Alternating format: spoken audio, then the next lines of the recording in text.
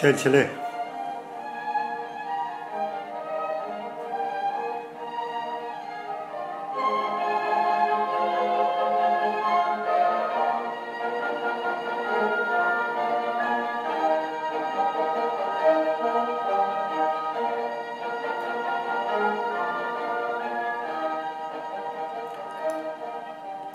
در سحرگاه پگاهی بیتاب چلچله میخواند.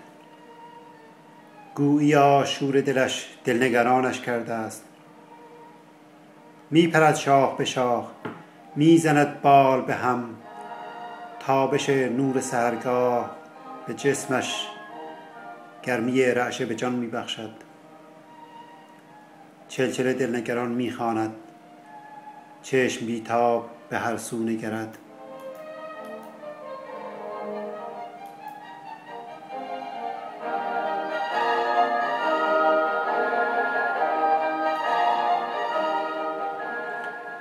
بالها خشک ز سرمای سحرگاهان، لرز لرزان به نسیم سحری میخواند.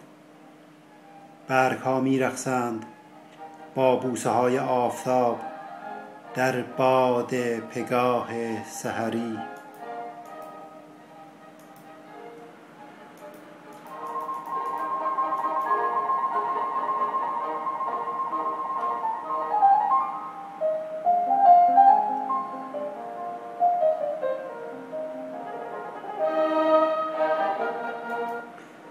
در دمدمای صبح خمیازه های آفتاب، در رقص برگ ها تنها دلنگران.